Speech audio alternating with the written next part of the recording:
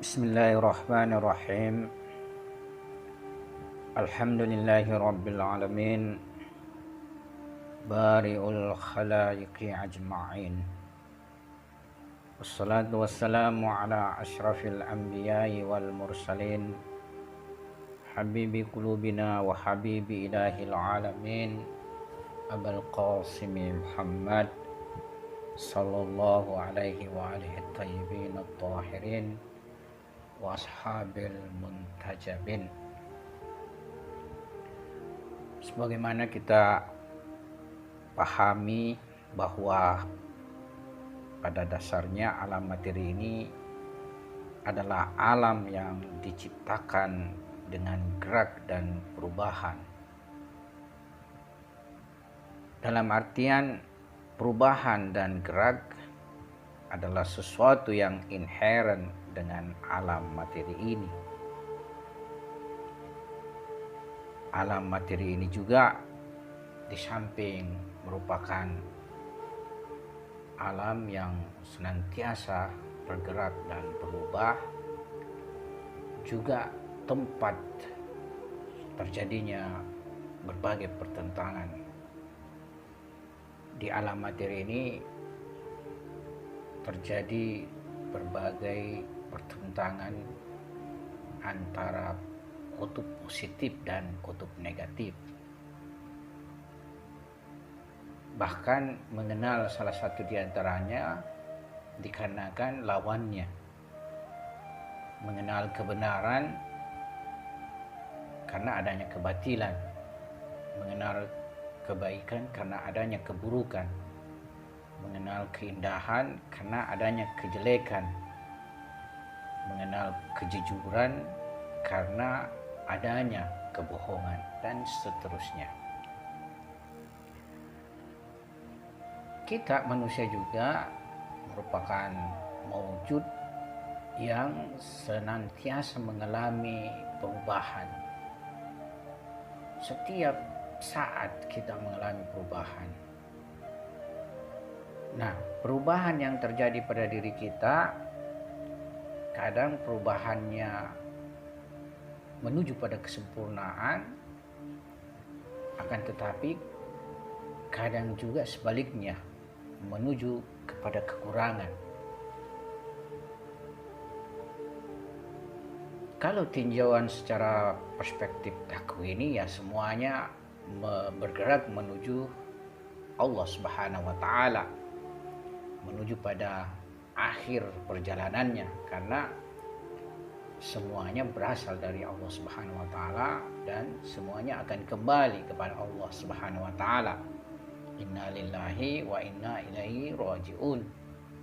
Sesungguhnya kita dari Tuhan dan kita kembali kepada Tuhan. Demikian juga semua makhluk Tuhan akan kembali kepada Allah Subhanahu wa taala. Namun yang kita maksudkan ini adalah perjalanan suluki insania, di mana ia ditentukan oleh pilihannya. Jika ia bergerak menuju kepada kebaikan, kebenaran, maka ia pun akan menuju kesempurnaan insania. Tapi kalau sebaliknya ia bergerak menuju kepada kebatilan, bergerak menuju kepada keburukan, bergerak menuju kepada nilai-nilai yang radhila, nilai-nilai rendah, tentu pergerakannya akan jauh daripada kesempurnaan insania. Malah sebaliknya, ia akan bergerak kepada semakin kehewanan, ya. Jadi manusia mempunyai dua bentuk pergerakan suluki ini. Ada sulukinya dalam siratal mustaqim dan ada sulukinya dalam sirat yang bukan mustaqim.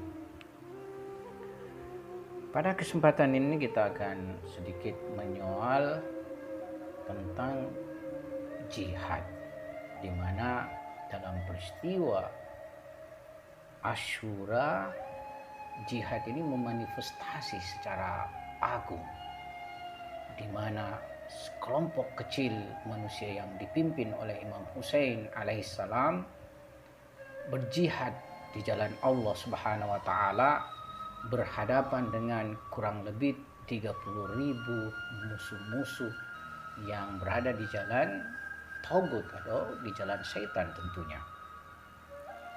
Allah Subhanahu wa taala berfirman, A'udzubillahi minasyaitonirrajim. Alladzina amanu wa hajaru wa jahadu fi sabilillah bi amwalihim wa anfusihim a'zamu darajah indallah wa ulaika humul faizun. Yakni orang-orang yang beriman dan berhijrah serta berjihad di jalan Allah dengan harta dan jiwa mereka adalah lebih tinggi derajatnya di sisi Allah. Mereka itulah orang-orang yang memperoleh kemenangan. Nah, di sini ada kata hajaru sebelum jahadu. Jadi hijrah terlebih dahulu. Kenapa?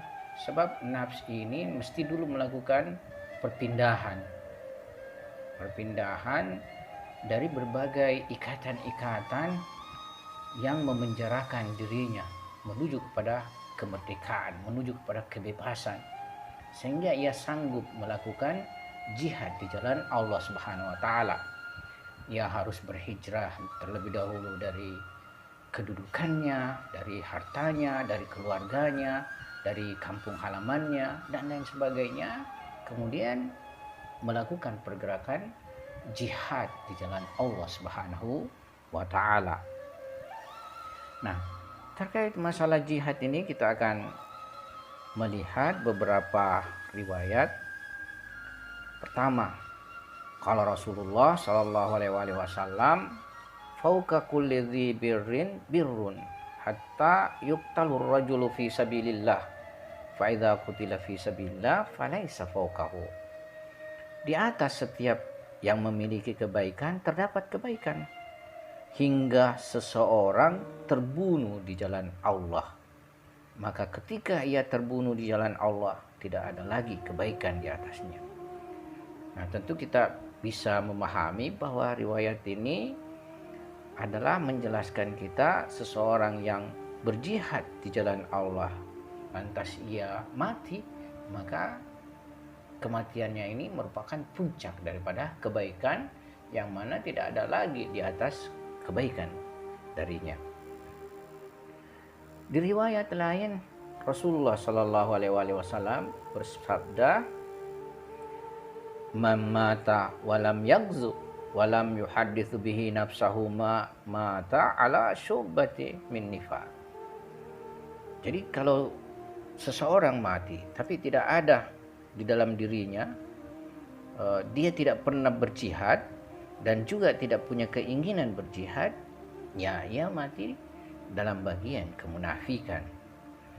Ya, tentu kita sesuai dengan medan yang dihadapi. Ada yang sekarang ini dalam medan berjihad di jalan Allah Subhanahu wa taala secara berhadapan dengan musuh-musuh Islam.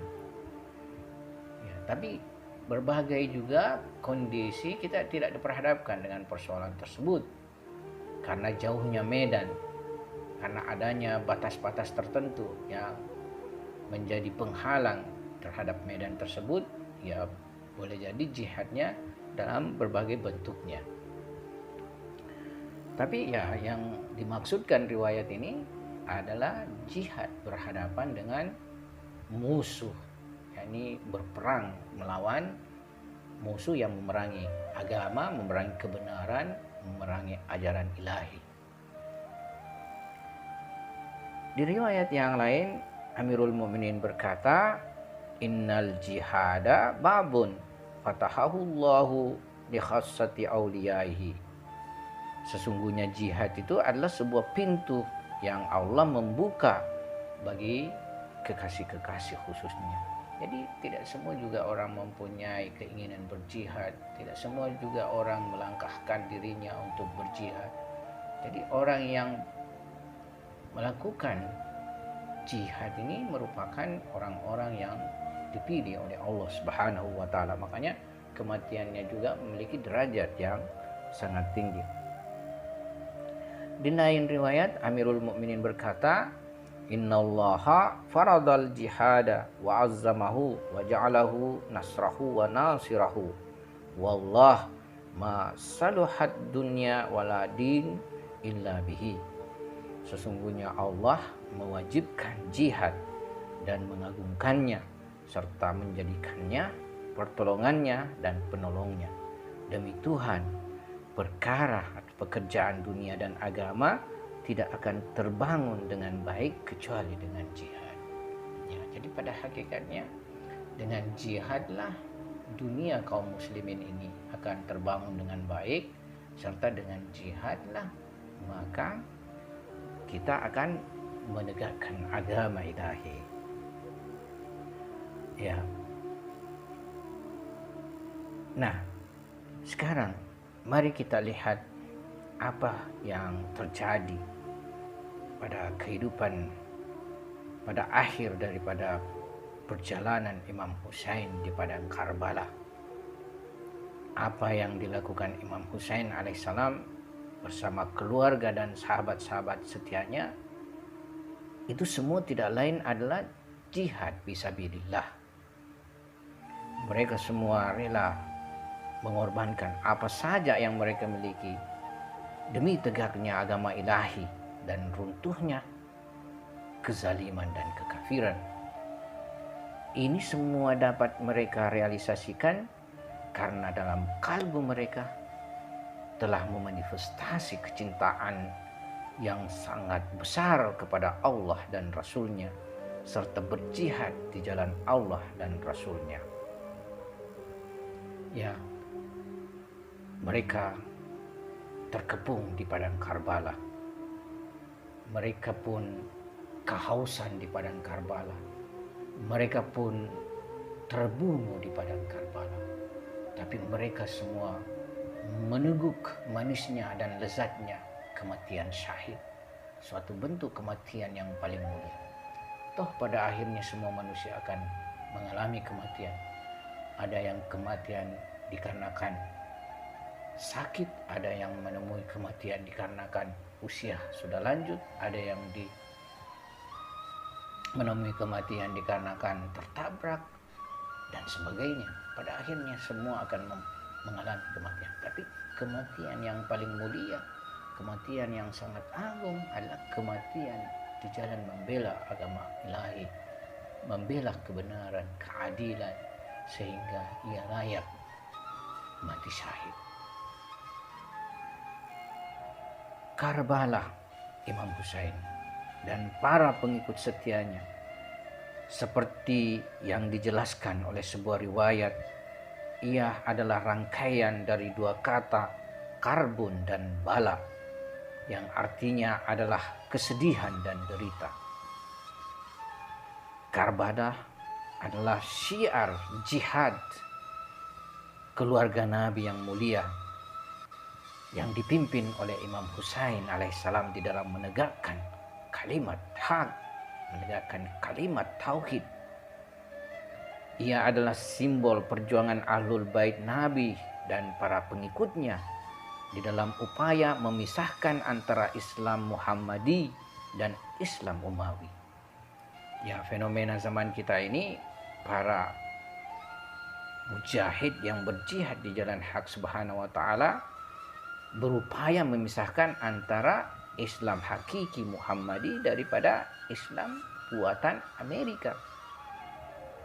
Islam yang mana pada hakikatnya melipat dan menggunting Islam hakiki itu sendiri.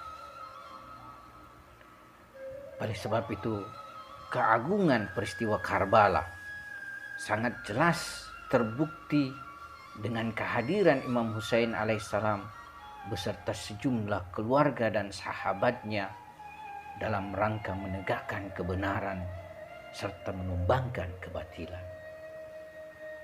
Sebagaimana kita mengenalnya, bahwasanya Imam Husain alaihissalam adalah manusia surgawi, seperti yang disabdakan oleh datuknya Nabi Shallallahu Alaihi Wasallam, Innal Hasan wal Husain sayyidah syababi ahlil jannah. Sungguh Hasan dan Husain adalah dua penghulu pemuda surga. Bukankah ia termasuk dalam golongan ahlul bait Nabi yang disebutkan berkali-kali dalam Al-Quran? Ia adalah Al-Qurba yang disebutkan dalam Al-Quran. Dan bahkan dalam salah satu sabdanya Nabi berkata, ana silmun liman salamtum wa harbun liman harabtum, bahwa aku akan damai dengan siapapun yang berdamai dengan kalian, dan juga akan berperang dan juga akan memerangi dengan siapapun yang memerangi kalian. Ya, Imam Husain adalah orang yang disabdakan Nabi, man ahabbani wa ahabba hazaini wa abuhuma wa abahuma wa ummahuma kana ma'i fil jannah, bahwa siapa yang cinta kepadaku dan cinta kepada dua orang ini, maksudnya adalah Imam Hasan dan Imam Husain alaihimussalam, serta kedua ayah dan ibunya, maka dia akan bersamaku di surga. Tentu dengan riwayat ini sangatlah bertentangan dengan realitas yang terjadi terhadap diri umat ini. Betapa kita akan melihat Imam Ali alaihissalam menemui kesyahidan, ditikam dengan pedang. Kita menyaksikan kesyahidan daripada Imam Hasan diracuni, dan Hazrat Fatimah sepeninggal ayahnya juga mengalami penganiayaan ya, yang dituliskan dalam kitab-kitab sejarah. Dalam satu riwayat dijelaskan bahwasanya Asma binti Umais suatu hari ia menyaksikan Nabi Shallallahu Alaihi Wasallam sedang memangku Husain yang masih bayi. Kemudian Nabi menangis sambil memandangi wajah Husain alaihissalam. Asma bertanya, ya Rasulullah, ayahku dan ibuku adalah tebusanmu. Apa gerangan yang terjadi sehingga kau menangis ketika memandang wajah putramu Husain? Nabi berkata, wahai Asma, beliau dalam keadaan berlinang air mata. Ia berkata, anakku ini kelak akan dibunuh oleh sekelompok umatku yang zalim. Sungguh aku tak berkenan memberi mereka syafaat kelak di hari kiamat. Umat yang disebut oleh Nabi sebagai al-fi'atul baghiyah atau umat yang zalim ini adalah musuh-musuh Imam Husain alaihissalam yang memerangi beliau, yang menyampaikan beliau kepada kesyahidan beserta para sahabat-sahabatnya di padang tandus Karbala dalam keadaan haus. Karbala adalah saksi hidup makna daripada jihad di jalan Allah Subhanahu wa taala. Semua pejuang Karbala, mulai dari Imam Husain yang paling suci sampai kepada anak-anak Karbala yang tak berdosa, semuanya berkorban demi tegaknya agama Allah Subhanahu wa taala. Husain menjelaskan perjuangannya menentang kezaliman. Imam Husain menjelaskan apa daripada perjuangannya. Ia pun menjelaskan bahwasanya perjuangannya adalah menentang kezaliman Yazid dan kemungkaran-kemungkaran yang dilakukannya. Beliau berkata, kami adalah keluarga Nabi, tambang risalah, tempat kunjungan para malaikat dan pusat rahmat ilahi. Karena kamilah maka Allah membuka dan mengakhiri segala sesuatu. Sementara Yazid adalah seorang yang fasik, peminum arak, pembunuh nyawa yang tak berdosa dan terang-terangan melanggar perintah Allah, orang seumpamaku tak mungkin akan membayatnya. Jadi dalam pandangan Imam Husain, keluarga Nabi yang suci yang merupakan kriteria kebenaran tidak boleh dicampur adukan dengan kebatilan yang diusung oleh Yazid. Islam Muhammadi harus dipisahkan dengan Islam Umawi. Nabi Muhammad harus dibedakan dengan Abu Sufyan. Imam Ali tidak boleh disamakan dengan Muawiyah. Imam Husain tidak boleh dikotori dan dinodai oleh orang seperti Yazid. Umat harus diselamatkan dari pengkaburan ideologi dan akidah seperti yang dikehendaki oleh Yazid dan para pengikutnya.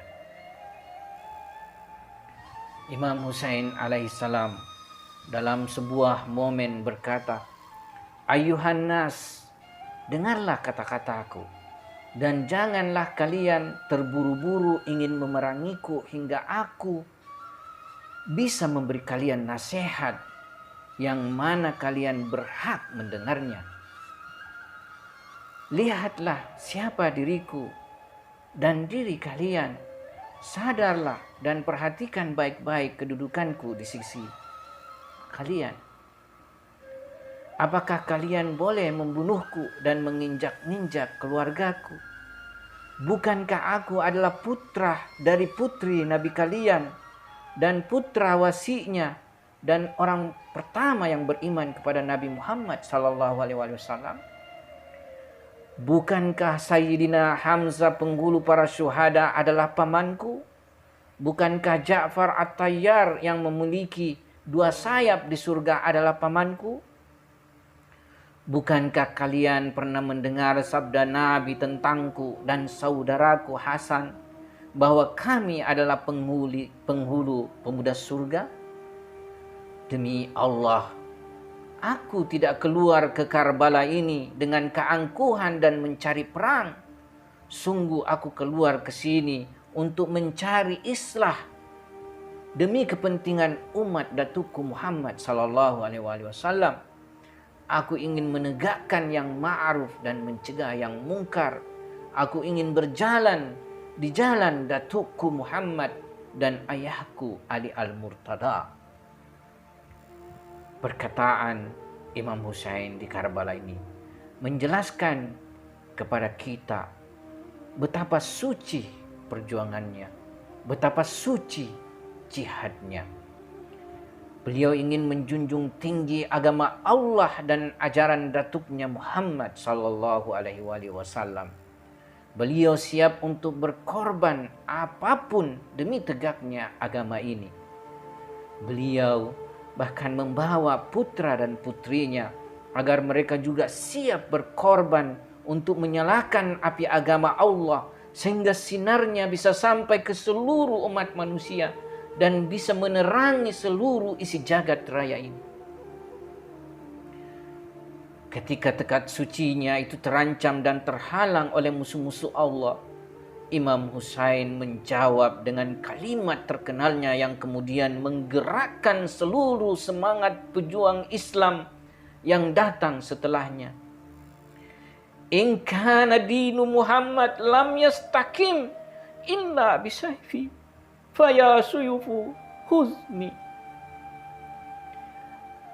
Apabila agama Nabi Muhammad tidak bisa berdiri kecuali dengan merenggut nyawaku, maka aku rela bersimbah darah demi tegaknya agama Muhammad sallallahu alaihi wasallam. Karbala benar. Karbala benar. Karbala kemudian memang menyaksikan pertumpahan darah yang sangat tragis sepanjang sejarah umat manusia.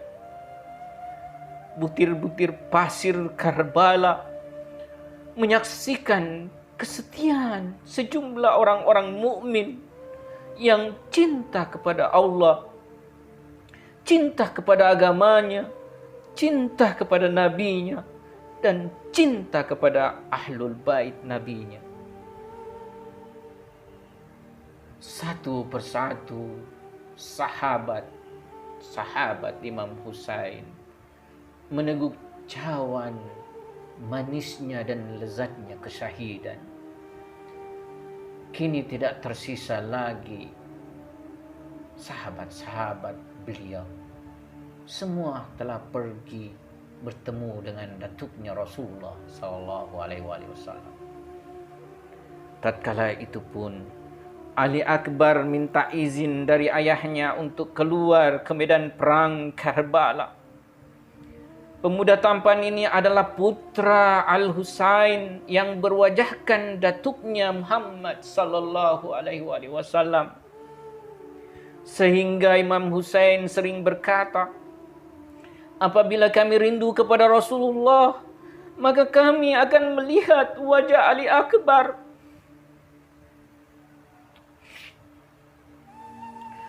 Imam Husain terasa berat memberi izin putranya untuk maju di medan laga.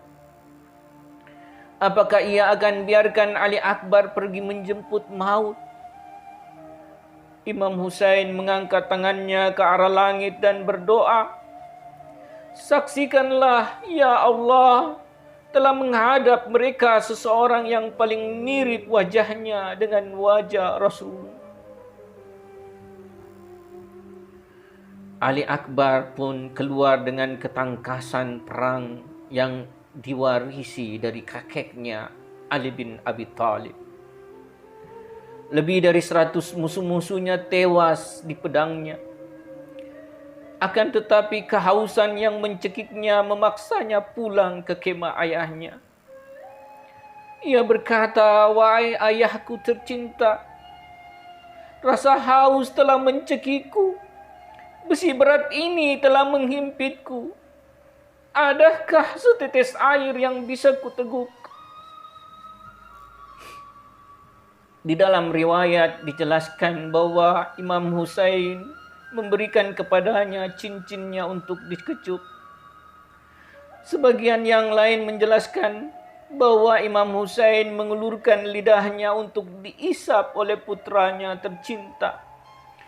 Tapi apa daya, lidah Husain lebih kering dari kayu-kayu Sahara yang kering. Sang putra Ali Akbar pun keluar lagi dari kemahnya untuk kedua kali. Ia kini tidak segagah sebelumnya. Dalam keadaan badan yang sudah mulai goyah, tiba-tiba kepalanya dipukul dari belakang oleh seorang durjana. Ali Akbar berteriak, ya abata, duhai ayahku Husain. Kuda Ali Akbar berlari tanpa tujuan yang jelas hingga membawanya ke kemah musuh. Di sana Ali Akbar dikepung dari berbagai sudut. Badan Ali Akbar pun dicabik-cabik dengan tombak-tombak yang tajam. Mukanya pun disayat-sayat dengan pedang-pedang. Sementara muka ini adalah wajah yang memancarkan sinar Muhammad sallallahu alaihi wasallam. Suaranya yang parau kemudian mengirim salam terakhir untuk ayahnya. Alaika minni salamun ya Aba Abdillah. Inna lillahi wa inna ilaihi raji'un. Demikianlah peristiwa pada 10 Muharram 60 tahun setelah wafatnya Rasulullah SAW. Putra kesayangan beliau terbantai secara tragis di padang Karbala oleh mereka yang juga mengaku sebagai umatnya. Mereka tidak melihat dan memandang bahwa ia bantai ini adalah manusia paling mulia jagat raya Ia adalah Imam Husain alaihissalam. Ia adalah representasi insan kamil setelah insan kamil sebelumnya. Peristiwa-peristiwa tragis demikian ini, tapi puncaknya adalah ketika seorang insan kamil terbantai dalam jumlah yang sangat sedikit berhadapan dengan jumlah yang sangat besar yang memeranginya. Sekianlah apa yang bisa kita sampaikan. Mudah-mudahan ada manfaatnya. Wabillahi taufiq wal hidayah. Assalamualaikum warahmatullahi wabarakatuh.